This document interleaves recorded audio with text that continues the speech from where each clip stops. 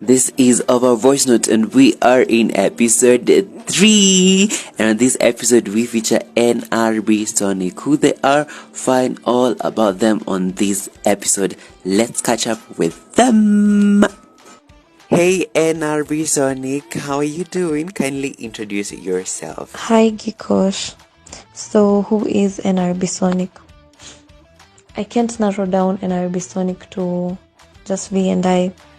But the idea behind NRB SONIC from the beginning was for us to have a space where we could share our love for Kenyan music and document our journey in discovering Kenyan music, us going for gigs, because we really enjoyed going to gigs, and we still do, and we still continue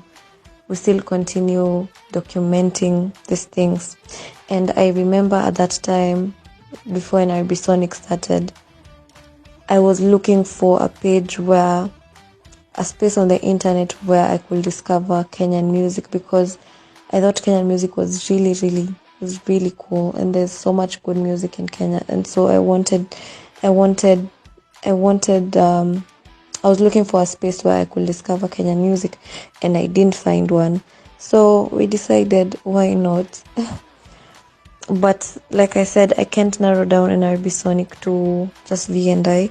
So NRB SONIC is also the artist, because without their art, then NRB SONIC basically doesn't exist.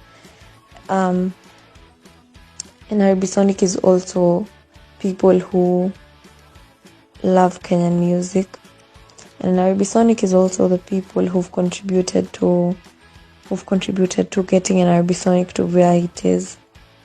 Yeah. Why the name NRB SONIC? Why the name NRB SONIC?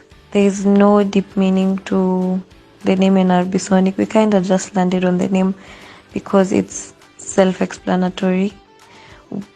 When you see the name Sonic, you'll know that the space is about music, and NRB, which can be translated to Nairobi, but to show that it's centered around Kenyan music.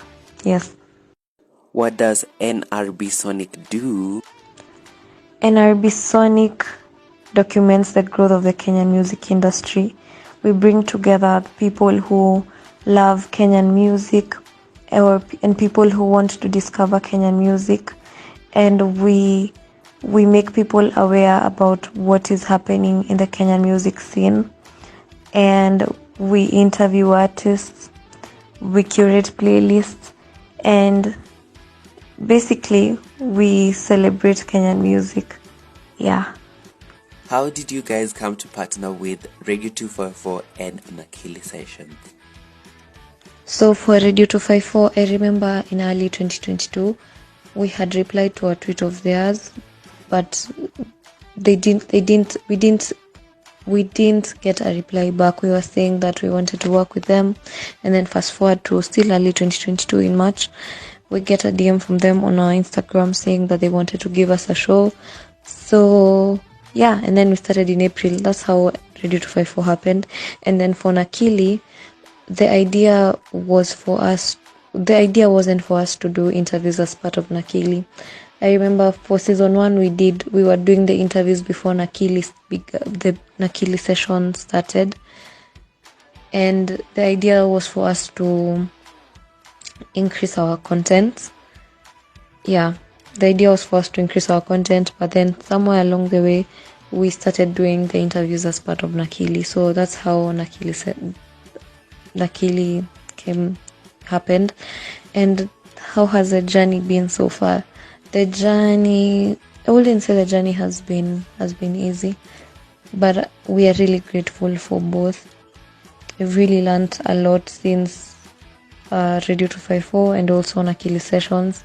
So the journey has been fulfilling, though not easy, but it has been fulfilling. So yeah, we are really grateful for both. We've learned so much. Yeah. What has been the most fulfilling thing about you guys? For question 6, I will say supporting Kenyan artists and their art. It's very heartwarming. It warms our hearts when we meet artists and they tell us how much this space means for them. Yeah.